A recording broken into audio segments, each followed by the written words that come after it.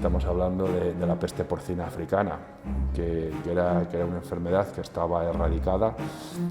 En Europa hablamos, aquí en España la hubo en los años 80, hace 50 o 60 años, y es una enfermedad que no le afecta al ser humano si comiese esa carne, pero que el nivel de mortandad en el porcino es bestial. ¿Qué es la dehesa? Y además nosotros somos los primeros interesados en el que el cerdo goce de la máxima salud posible. Y luego tienes, pues como la foto que tenemos aquí detrás, todos jamones de cebo de campo, que son animales que están criados en total libertad. Y me imagino que eso incluye también testeos desde cada etapa de su crecimiento para ver que Claro. En la parte de alimentación también todo se mide. Había salvado más vidas el tocino que la penicilina. La media que tiene de embarazo una cerda ibérica, 3 meses, 3 semanas y 3 días. Muy buenos días a todos, bienvenidos a Saborea el Conocimiento. Nos encontramos en Guijuelo, España, en la compañía Marcial Castro SL, en compañía de Javier Castro. ¿Podrías describirnos brevemente en qué se diferencia el cerdo ibérico?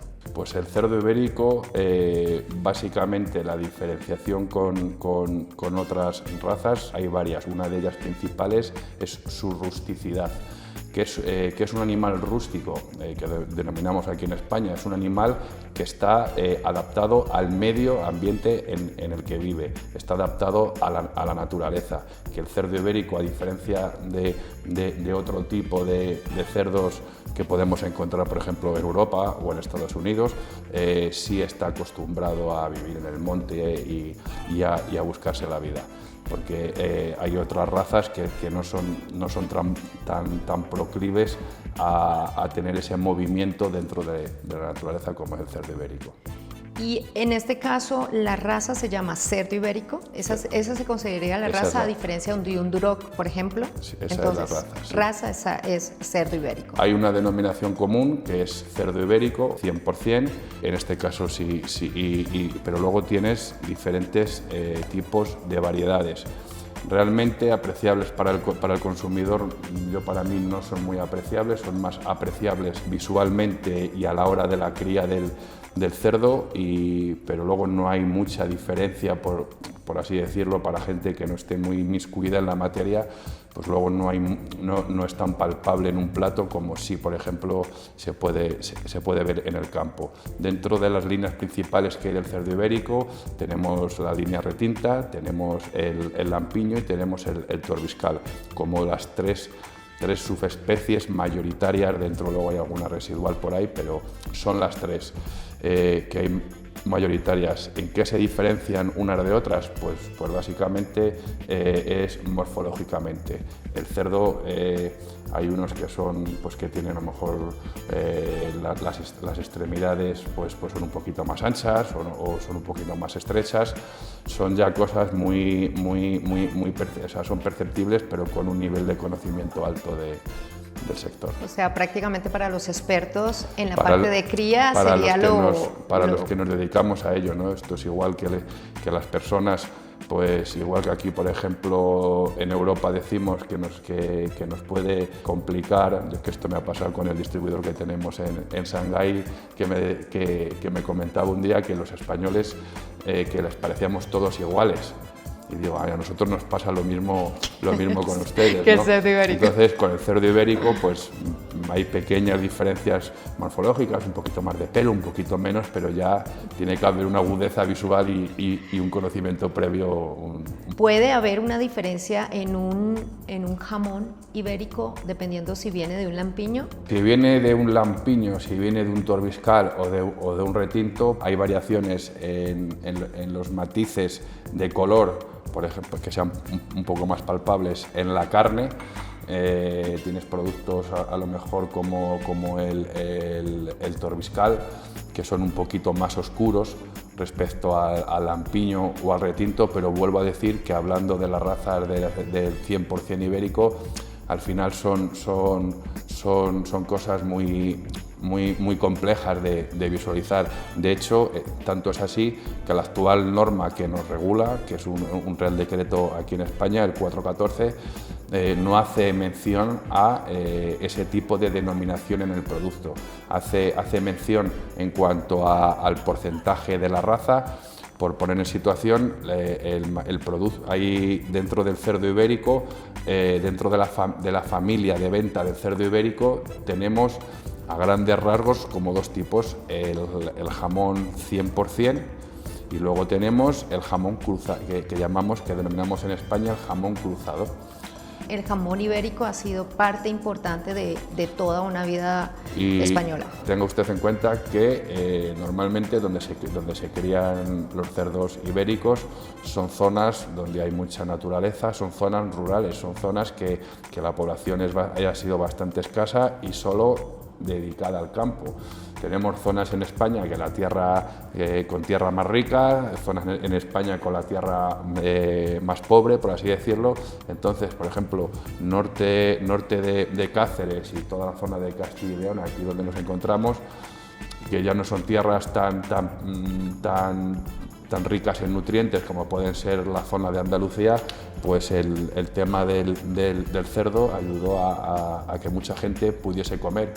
De hecho, aquí en esta zona, aquí en Guijuelo, hay un refrán de cuando tuvimos la guerra civil que decía que había salvado más vidas el tocino que la penicilina, porque cuando había hambre, con un kilo de grasa, no, con un kilo de grasa, en la época de mis abuelos valía más la grasa que el jamón. Wow. Hoy se ha multiplicado por 10 el precio del jamón, pero valía más la grasa. ¿Por qué? Porque con un kilo de grasa lo untabas al pan, tenías jabón, tenías candela, tenías... Todo. Sin embargo, con un kilo de jamón comían 2 al mediodía y se acaba, pero y en su día interesante refrán. Valía más. Aquí empezamos... este pueblo es uno de los mayores núcleos de producción, de elaboración de producto ibérico de España. Yo diría que a nivel general aquí tenemos más del 50% de la producción localizada específicamente en esta zona, y dirá usted que por qué, que aquí qué se hacía, ¿no? Pues aquí, como le comentaba, tenemos tierras que no son muy ricas, tenemos tierras que no son muy productivas, entonces lo único que podían mantenerse eran los animales, que daban cierta productividad para poder comer. En esta zona, teniendo en cuenta que es tan productiva, aquí los cerdos están obviamente libres, como decías, rústicamente, pues ellos están al aire libre y se alimentan de bellota, ¿verdad? ¿Todos o no todos? No, hay dos tipos en cuanto a diferenciación del cerdo. Podríamos establecer dos clasificaciones. Por un lado, el tipo de alimentación, que por decirlo a grandes rasgos o es de bellota o no es de bellota, y luego lo podríamos también diferenciar por el manejo del cerdo, por un manejo de manera intensiva, como se ha regularizado por parte del sector en los últimos años, o por ese cerdo extensivo que está criado totalmente en la naturaleza. Y dentro de esas dos clasificaciones tenemos por un lado la bellota, que es extensivo, todo siempre extensivo, y come la bellota. Ahora te contaré la época que come la bellota. Y luego tenemos lo que es el cebo o el cebo de campo, que son animales que el cebo se cría en una granja con condiciones controladas, imitando la naturaleza pero sin serlo. Y luego tienes, pues como la foto que tenemos aquí detrás, todos jamones de cebo de campo, que son animales que están criados en total libertad. Aquí en esta casa en particular hemos apostado siempre por ese cerdo extensivo y por el que está libre. Y por esa forma de hacer las cosas. ¿Y qué es bellota como tal? Porque nosotros en nuestros países, en América, no hay bellota. ¿Qué es la bellota? Bellota es un fruto de un árbol, de la rama de los quercus, en la cual tenemos la encina, el alcornoque. Hay otro árbol que también da bellotas muy minoritarias, que es el quejigo, pero bueno, las dos mayoritarias son la encina y el alcornoque, que se encuentran la encina exclusivamente en España, y en alcornoque no sé si hay algo fuera de España. En Portugal sí, pero fuera de la península prácticamente no hay nada. ¿Por qué el cerdo de bellota? El cerdo es un animal que sabe a lo que come. Por eso es de bellota, y dice, bueno, sabe a lo que come. ¿Y por qué es de bellota? Si la bellota es un fruto, será estacional, no estará comiendo todo el año bellotas. No, claro que no. El cerdo, para que sea de bellota y coja esos matices luego en producto que en boca y en paladar seamos capaces de distinguir la bellota, el cerdo cuando empieza su reposición de montanera con unos 18 meses de vida, 18 meses que está corriendo por el campo, cuando empieza normalmente entran con 100-110 kilos. Y normalmente el sacrificio de los mismos se hace a partir de los 160 kilos hacia arriba. Aquí de 170, 180, incluso 200 kilos. Y todo eso lo pone entre octubre, noviembre, diciembre, enero y febrero. La época de invierno. Que es cuando se empieza a caer la bellota, que se cae despacito, se empieza a caer un poquito, luego se cae otro poquito y... En noviembre empiezan a caer las bellotas al suelo y el cerdo, ya que está libre, empieza a comer. Y empieza a comer. Esta bellota o este fruto, ¿qué hace aparte de crear, pues obviamente establecer en qué se va a caracterizar o en qué clasificación queda, ¿no? Pues obviamente si es bellota, 100%, etcétera. Pero esta bellota en el mismo músculo, ¿cuál es la función? ¿Qué hace? Pues esa bellota, primero, como comentaba antes, el cerdo sabe a lo que come, ¿no? Entonces, ese sabor más intenso que notamos en boca, esa untuosidad, ese retrogusto que te deja una vez que has ingerido el jamón y te deja ese retrogusto aquí en la garganta, por decirlo palpablemente para todos, eso es la bellota. Si prueba, por ejemplo, usted un jamón de cebo de campo, un jamón intenso, es un jamón con matices, con olores, con sabores, pero sin embargo la bellota tiene ese plus más para entendernos que es como la diferencia a lo mejor entre un crianza, para hablar de vinos, entre un crianza y un reserva, vienen de la misma uva, vienen del mismo eso, pero tienen diferentes matices. ¿Podrías describirme brevemente cuáles todas las etapas en las que pasa el cerdo ibérico desde que nace hasta que hay su sacrificio? Pues el cerdo ibérico, en este caso por hablar de que veníamos hablando del de bellota, el cerdo ibérico cuando nace está aproximadamente 2 meses junto a la madre, que está con su proceso de lactancia, su proceso se va haciendo más rústico, que comentábamos antes, va saliendo a la calle, va haciéndose duro, que decimos aquí, se va acostumbrando a las condiciones climatológicas ya del exterior. Desde el momento que llamamos destete, que suele ser que es en el momento en el que ya el animal ya pasa a campo abierto, ya de una manera ya mucho más libre, menos controlada, ¿no? Ya el animal sanitariamente, porque cuando son pequeñitos hay catarros como los niños y hay que darles ibuprofeno y cosas de estas, es exactamente igual. Por dentro somos muy... De hecho dicen que el ADN del cerdo al del ser humano nos diferenciamos en un 2%, o sea que es relativamente poco. Entonces compartimos también esos rasgos también parecidos. El cerdo desde los 3 meses hasta los 18 meses pues está corriendo por el campo, buscándose la vida, comiendo hierba y luego a mayores se le hace un aporte, un suplemento de piensos compuestos de cereales. Además, aquí las fórmulas son bastante clásicas, no hay inventos, no hay subproductos. Estamos hablando de maíz, soja, trigo y cebada. Con esos 4 productos es como son productos nobles.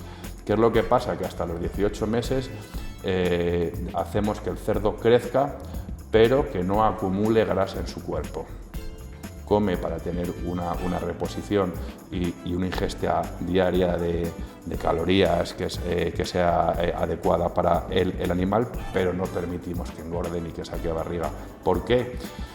Primero porque el animal, para que pueda ensanchar y coger cuerpo, tiene que tener una edad. Entonces ya te tienes que ir, se denomina adulto un cerdo que pasa del año, pero nosotros en nuestro caso los cerdos que entran en bellota ya entran con 18 meses. Entonces claro, tener en cuenta que reponen prácticamente un 50-60% de su peso en 5 meses. O sea, echan barriga. Después de los 18. Echan barriga, echan brazos, echan hombros. Después de los 18 meses. Es cuando se engorda. Entonces el cerdo tiene que estar preparado, tiene que estar su cuerpo preparado. Para eso tiene que tener un manejo. Esto es como las personas. ¿Quién puede ir a un gimnasio y coger mucho volumen y coger? Quien tenga cuerpo. Y un niño con 12 años, por mucho que quiera, no puede hacer nada. Pues para el cerdo de bellota pasa lo mismo. Tiene que tener una edad para que el cerdo pueda tener una reposición correcta y una asimilación de esos nutrientes que tiene la bellota y esas características que le aporta el producto para poderlas absorber en condiciones. Después de los 18 meses, del momento que haces la reposición ya con bellota, ¿cuánto tiempo pasa? Luego ya prácticamente entre los 22 y 24 meses de vida es cuando se procede al sacrificio, que coincide con la finalización de la época de bellota y ya el cerdo ya normalmente suele coincidir con su peso máximo. Que puede hacer. O sea, el cerdo que más tiempo pasa en esa etapa es 2 años. 2 años. ¿Qué es la dehesa? La dehesa para que nos entendamos, es la modificación de la naturaleza para el aprovechamiento agroganadero. ¿Eso qué quiere decir? Una dehesa la cuidamos como a un hijo. No hay nadie más interesado en los propios dueños que nuestra dehesa esté en perfectas condiciones. ¿A qué llamamos perfectas condiciones? La dehesa, para un buen aprovechamiento de la bellota del cerdo, pues la dehesa tiene que estar limpia. No puedes permitir que te crezca la jara y te estropee, que le estás poniendo impedimentos al cerdo para ese aprovechamiento. A mayores, esas malas hierbas que salen, le están quitando nutrientes a la encina, a árboles centenarios. Aquí, para que se haga usted la idea, estamos hablando que una encina con 40 años levanta 3 metros y con suerte empieza a dar alguna bellotita.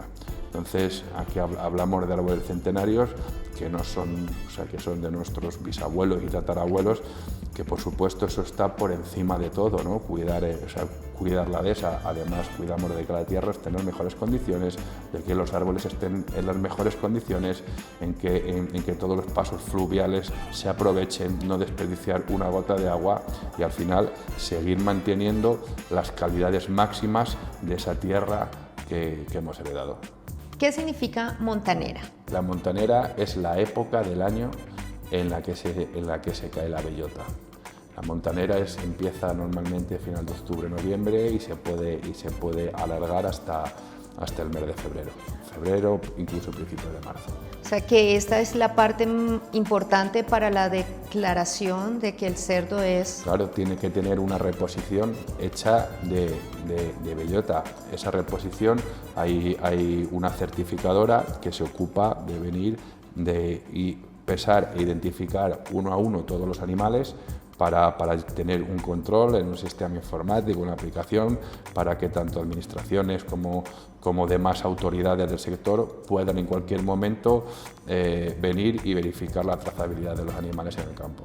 Esa trazabilidad, que si alguien viene como legalmente a pesar cada uno de los cerdos, ver esa modificación en peso y poder declarar, ok, este cerdo ha comido más, es 100% bellota por el tema de la diferencia de peso. Esto es lo que nos hace que un jamón tenga la etiqueta roja, negra. Eso es. Porque ¿qué es lo que le aporta? ¿Qué es la bellota? Por hablar un poco en otros términos, la bellota es un fruto en el cual estamos hablando que casi el 60% es ácido leico, que es tan beneficioso para la salud. Y ese ácido leico es el que da esa untuosidad que comentaba antes en paladar, en boca, ese sabor. También es muy rica en ácido linoleico, esteárico y palmítico, pero sobre todo la gran riqueza que tiene la bellota es primero el porcentaje de grasa que le aporta al animal, y luego a mayores pues es esa infiltración de sabor que le da el producto final. O sea que prácticamente ese desarrollo desde el alimento vendrían siendo las vetas formadas en la grasa, la grasa intramuscular que se ha formado en el cerdo. Eso es. De todas las etapas, desde la cría hasta el sacrificio, la más importante para un producto de un jamón etiqueta negra, que entiendo que es la mayor Calidad. En calidad, ¿cuál es la más importante? Yo quería hacer un matiz. Yo para mí el precinto rojo y el precinto negro, los dos tienen una reposición que ha sido controlada y auditada de bellotas. Entonces para mí la calidad en este caso, ya tanto como más que la raza, la da la alimentación. Si esto es como las personas, si somos buenas personas, da igual que seamos rubios, que morenos, que altos, que bajos. El caso es que con quien te juntes que estés a gusto, ¿no? Pues esto es una cosa parecida. Esos cerdos han hecho una reposición, los dos, óptima, solo que cada uno tiene unos matices. ¿Cuál tiene un poquito más de infiltración, que me comentaba, o qué aporta un poquito más de infiltración? El jamón de precinto rojo. Ah, ok. Versus el negro. Versus el negro. Y ahora, ¿la diferencia en precio de una etiqueta roja a una etiqueta negra es muy notable? No sé si llamarla notable, sí quizás significativa. Y me preguntará que por qué, ¿no? Que por qué hay una diferencia, si ha sido una reposición prácticamente similar, si ha habido un engorde similar. Pues la diferencia es que para llegar a ese precinto negro, la crianza del cerdo es mucho más problemática, es mucho más costosa. El índice de reposición de carne con el tiempo, con la estancia y con todo es mucho menor. Entonces tienes muchísimos más costes de producción para ese precinto negro que para ese precinto rojo. Por eso que yo quería hacer matiz, que la gente vea que es bellota o no es bellota, pero que a partir de ahí, pues que a uno les gustarán Audis y a otros BMWs, todos hablando de coches top, pero cada uno tendrá sus preferencias. Sí, tenemos que hablar de la alimentación. Esta bellota, ¿cuáles son las otras? Cebo, campo. Son bellota, cebo de campo y cebo.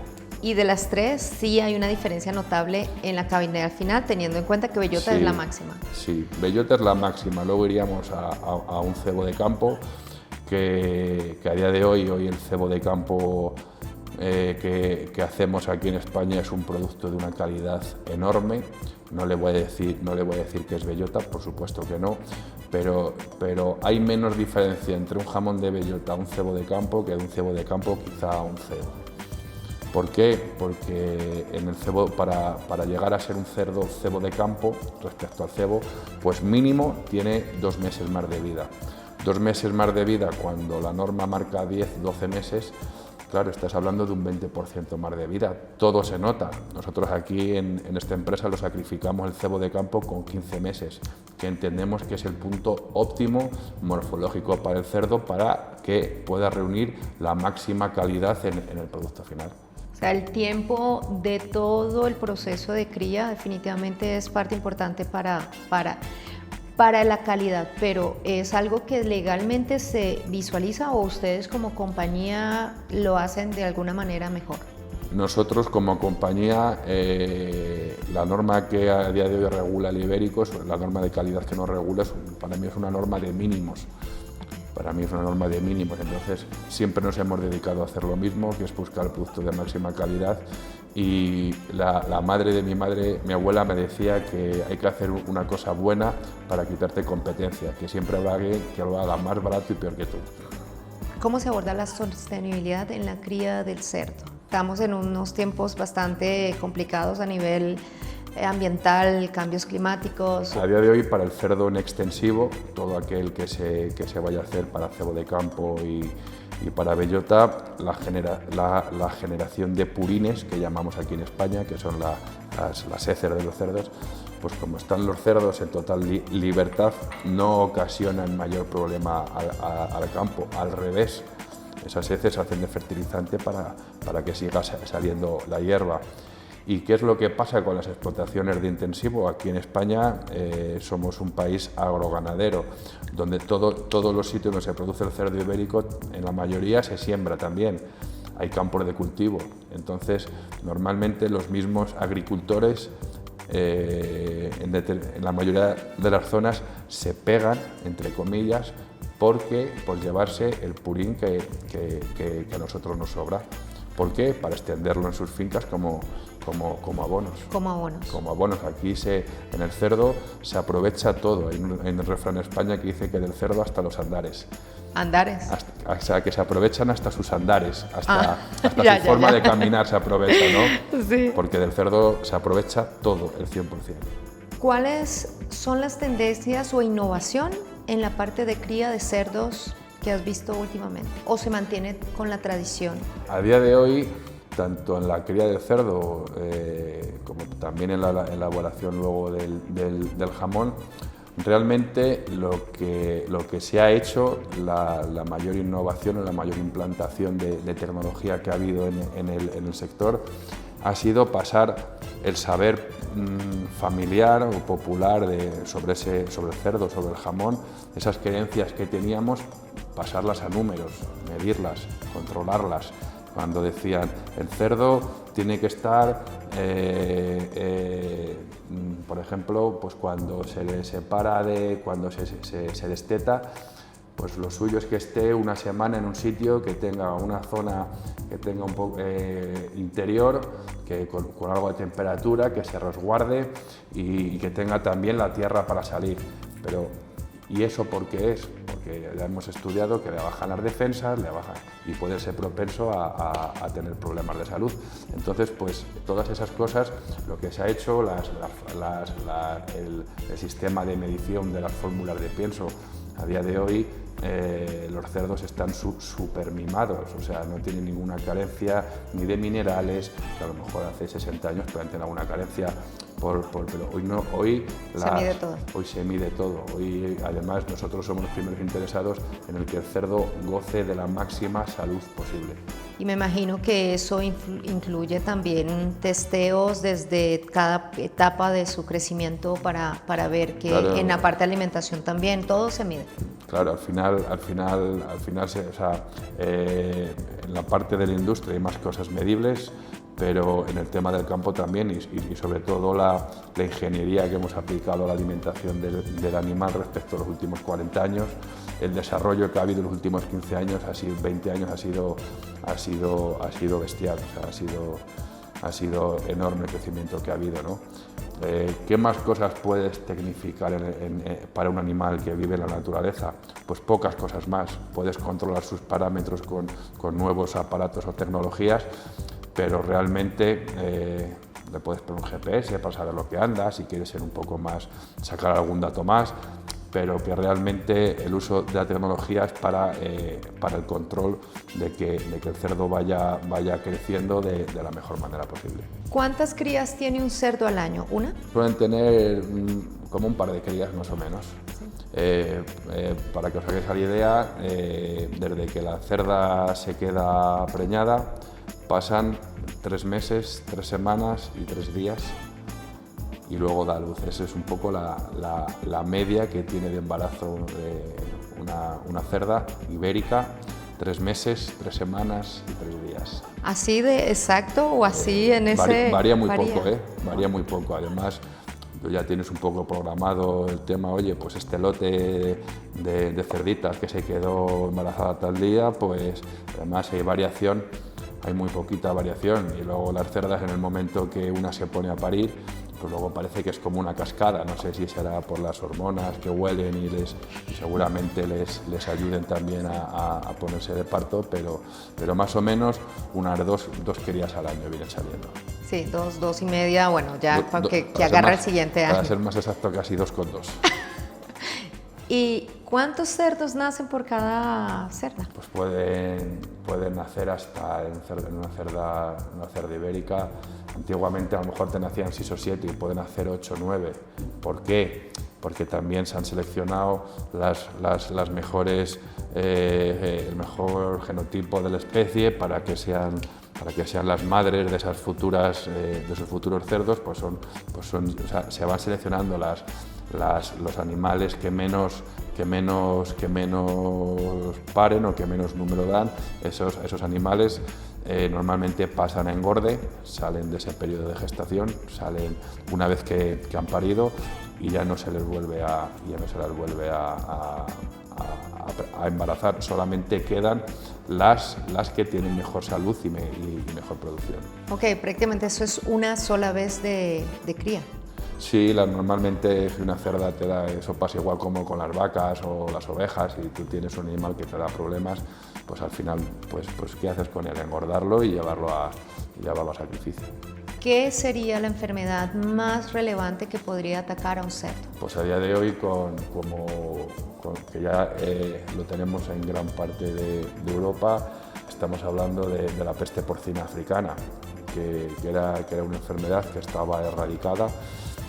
En Europa hablamos, aquí en España la hubo en los años 80, hace 50 o 60 años, y es una enfermedad que no le afecta al ser humano si comiese esa carne, pero que el nivel de mortandad en el porcino es bestial. Hay alguna otra enfermedad también del cerdo blanco que nos puede atacar, pero la más fuerte o la que más presencia que hoy ya la tenemos en toda la zona este de Europa, llega a Alemania, algún punto de Francia, y eso sería un problema más que nada porque si hay cerdos, animales con algún tipo de enfermedades de estas ya graves, pues los protocolos luego para exportación sanitarios, pues tendríamos bastantes problemas. Y en estos momentos ¿cómo se hacen estas barreras sanitarias? ¿Es por tema de medicamentos o simplemente por control de bioseguridad? Las barreras sanitarias, a mi manera de entender, son pocas, tardías y no son muy eficientes. Vamos a pensar también que ese tipo de enfermedades normalmente se extienden por la fauna por los animales salvajes, entonces es muy difícil ponerle puertas al campo también. Yo he hecho en falta un foso de desinfección en los peajes de las autovías, que siempre hay de un país a otro. Ahora, ya desde que salió esa enfermedad, han tardado 2 años en prohibir el movimiento de animales que estaban trayendo para la caza, jabalíes de esos países infectados para acá. Han tardado 2 años en parar eso. Bueno, pues como bien sabéis, aquí en Europa el sistema de burocracia que tenemos es tan grande que para tomar ciertas decisiones cuesta mucho tiempo. Entonces, pues es el mayor problema que tenemos. Y si llega a haber, bueno, ha pasado, ¿no? Ha pasado en China y hacen todo un sacrificio de lotes y millones de cerdos. ¿Qué ha salido en esta zona? Pues esa zona se hace como un gueto y todo lo que hayas se sacrifica. Se sacrifica. Y se quema, tengo entendido. Sí. En toda tu experiencia, Javier, en este mundo pues tan interesante y obviamente de una empresa como Marcial de tantos años, ¿cuál ha sido tu mayor satisfacción? Es difícil la pregunta, ¿no? Porque para mí, mi familia, esto no es un trabajo, es un modo de vida. Entonces, ¿qué día ha sido el más bonito de tu vida? Pues todos tenemos días. Yo, por ejemplo, para mí ha sido una satisfacción cuando mi hijo, pues con 2 o 3 añitos ya venía por aquí. Ha sido una gran satisfacción personal, que ya no se puede puntualizar tanto en el tiempo, pero sí en un periodo un poco más extendido. Es que nosotros en esta casa, mi padre falleció de repente con 44 años y mi madre tenía 40 años. Estaba más implicada en casa que en el negocio. Mi hermano tenía 20 y yo 15. Y mi padre, en la época de máximo crecimiento que estaba teniendo, falleció de golpe. Y mi madre, siendo ama de casa, se hizo cargo del negocio en un mundo de hombres que oían menos, pero en los años 2000, cuando falleció de repente mi padre, pues más todavía, y ver cómo el legado de la familia sigue en pie. Sí, la verdad que sí, muy, muy interesante. Y bueno, que viene la 6ª generación con tu hijo.